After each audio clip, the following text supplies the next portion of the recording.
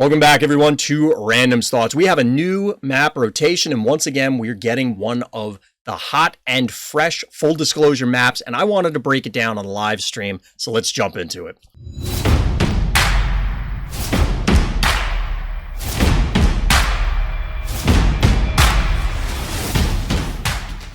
We're here on the Random's Thoughts live stream, RTChompGG over on Twitch, by the way, and just throwing it out there at the beginning, likes and subscribes do seriously help. But we're here to talk about the new map, Moai, or at least I think that's how it's pronounced. I'm actually going to move me so you can see it. As mentioned, we're doing this on the live stream, so we're going to get chat's commentary on this. I did get the opportunity to play a couple games on this map. Didn't work out for me, but we were experimenting a little bit and we're going to learn, and I'll give you a little bit of my initial impression. Quick aside, everybody, before we get into the actual content, I was accepted into the Phobies Content Affiliate Program, the content creator program, you might call it. Shout out to the Phobies team and thank you for that. But the reason I'm telling you, everybody out there, dear viewer, dear listener, is to let everybody know that I do receive some compensation from the Phobies team as a result of being part of that program. Now, I loved Phobies before, and I still love Phobies now, and I expect I will still continue to love Phobies in the future. So look forward to more Phobies content coming from Random's Thoughts. So now, on with the show. Notably, your panic points are, your vaults are here and here. You can immediately make a run with a flying phobie or a snowball, for example, a 3-move phobie, to get to this center point. However, if you do this going first, you are likely to lose whatever ends up there. You will probably it's just going to die. Now, you could do something cute, catch your opponent off guard, especially in arena. If you say send a snowball, remember it is dimensional, and then maybe you end up yoinking them into this pit here. That is not likely to happen. Let's be real about it. You're just not going to catch somebody unless they're completely asleep at the wheel or incapable of removing it. So I don't generally recommend sending something immediately here. Instead, you could send a flyer, a murder wing, a Maggie, that sort of thing to cap one of these points. It is 1, 2, 3, 4, 5, 6 moves in order to get around to this path, or 1, 2, 3, 4, 5, 6 moves to swing around this path. So you're not really going to get to these northern and southernmost panic points very easily. Now, there's a couple other features about this map that are notable, aside from the pits here. There's, of course, a pit here and here, which seems a little weird, but you can get spider yoinks to try and, if you get a spider to this stage or this stage, it'll pull something into the pit. Opponent can, and Gravedigger and Mount Crushmore facilitate this, just invade through this choke point. Now, it makes it a little awkward because you can swing through here or through here and try and protect this panic point. However, your heart, remember, is an obstacle. It does rather block line of sight. I was going to say it doesn't allow line of sight, but it's better to just say it blocks line of sight. So your ranged phobie, say an Innocuous, could hit 1, 2, 3 and hit something in this spot. Big problem is, in the game that I lost, there was a Crushmore and a Gravedigger who were ready and raring to go and put a block here. So that meant that I was completely closed off with the exception of this way, and then I put a flyer here. It still came down to it being close. I was like 1.5 phobies short of closing the game out. Opponent had a very damaged phobie and one healthy one at the end of the game, but ultimately they were able to push a ton of damage. I kind of feel that Rambolina and Boops in general will probably do very well on this map compared to other ones. Obviously, you get yoinks, so your Octonauties, your Spiders, your Attractor, because I was going to say Attractor and Repeller also, both will serve you well because there's a whole bunch of, that wasn't quite what I was going for. All of this area represents a potential boop. All of this area represents a potential boop. And of course, the symmetry of it. You can also, because of the construction crew, Gravedigger and Crushmore, you could of course try and just pop these and open up bigger lines of sight to attack something that is trying to stage back here safely. Your opponent's going to see it a million miles away, but if they aren't preparing for it, it doesn't matter if they see it. You still blow them up. Squiggles or Morty. I've only seen Squiggles like twice, and it hasn't really done anything yet. So the Squiggles is a regular movement phobia, so it'll be 1, 2, 3, 4. You can get in on the second move to start punching the heart, but your opponent's going to see it, and if the Squiggles is here, that's not a great circle. The Squiggles is here, and they just put something like here, you kind of, because they can immediately target it, you need to threaten something here. You need to threaten something here. Now, remember the staging areas that I was talking about? How it gets super clustered in this area here? You can, if your opponent isn't paying attention, again, a boop could work great here. You set up a boop, say a fetch here. You run Squiggles down to this point. Your opponent sets up Stairmaster, Arbitrary Phobia, it doesn't matter. Something to threaten the Squiggles.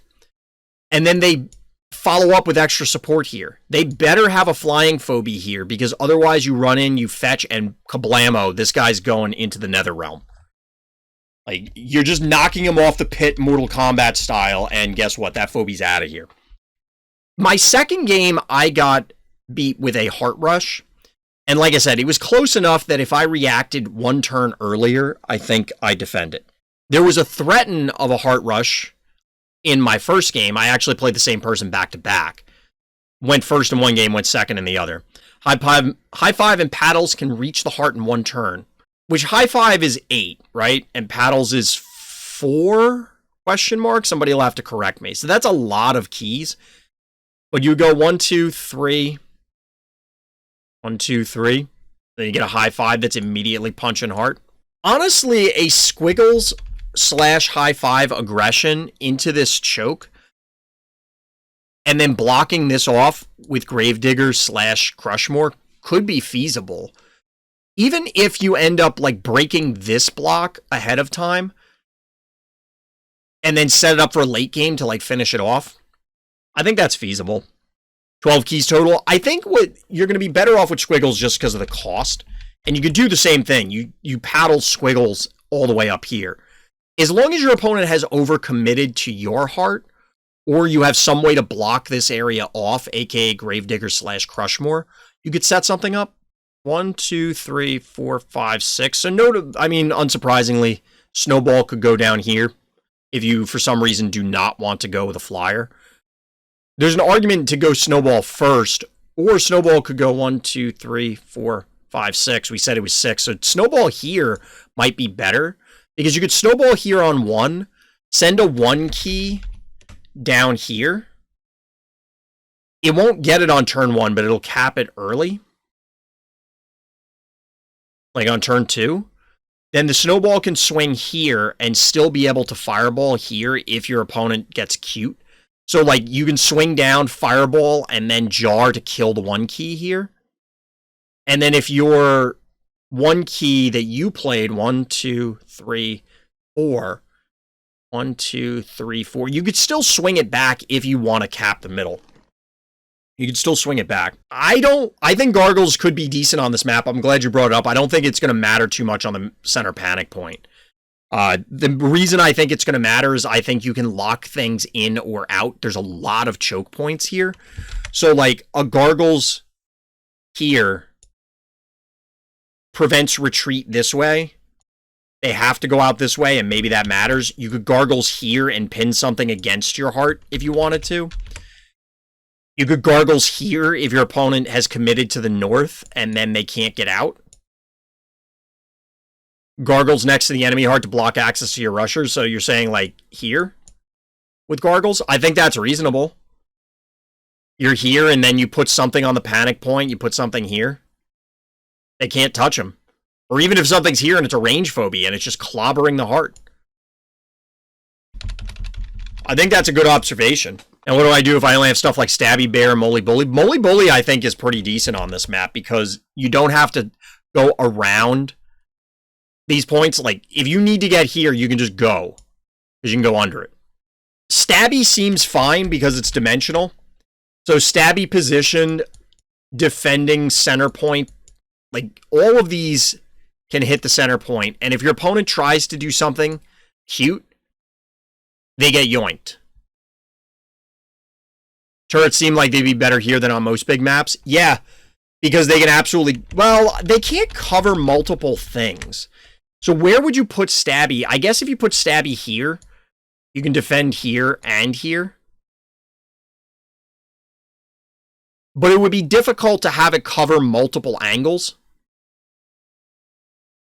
Chuck plus Scritch and Paddles. I mean, we're just living the dream here, are we? Now we're into the, like, magical Christmas land, where it's, well, if I get all 45 keys of Phobies, or whatever it is, and they don't kill anything, I can get my dream comp. It's like, well, yes. That is the thing that could happen. But you probably win that game anyway. I mean, I think dimensionals matter. I don't know what level you're at, Morbid, but Miss Moffat, I think, is good on this map. Boomer's good here in the middle. Boomer's actually pretty strong here. You know, Bachelor is pretty strong. One key dimensionals that can cap the middle point, very strong, because it's going to displace your opponent. We were talking about that earlier. Gravediggers, Crushmores, if you have access to them. Dimensionals, I think, are going to be great.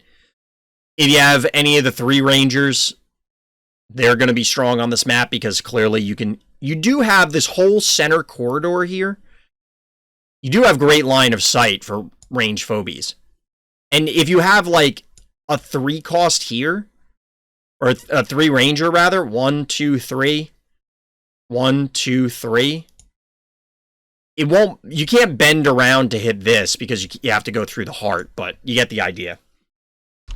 Yeah, I mean, Jar is still going to work out for you. Jar will absolutely help. Lobbers don't seem to matter too much on this. I mean, yes, you get this. You get this. Obviously, these are still the same. But other than over Phobies, I think plain ranged Phobies are fine here. You know, like, Jin Sting is going to be just as valuable here as any arbitrary lobber. Flying clearly has more value.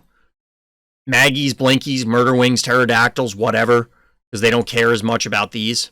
Line attacks. Yeah, line attacks could be good in the center here. You don't have, unfortunately, like, you're not going to be able to line attack. Well, wait. So you could line attack the heart here. If they put something on the center, and then you walk your Beauty, your Hevo, your Blastomatic, you can line attack the heart there. That's a thing that can happen. Line attack from my heart to yours. Yep. You're reaching out and touching someone's heart. Mostly with lasers, but what are you going to do? So you could... I just forgot what I was going to say. There was a phobia I was going to bring up, but I thought of another one. What do we feel about traps on this map?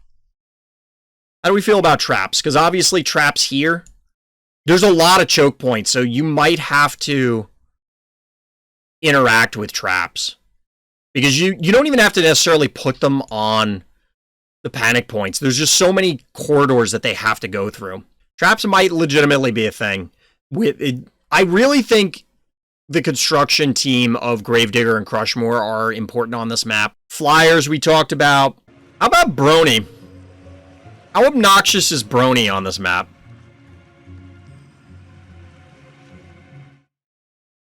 So Brony...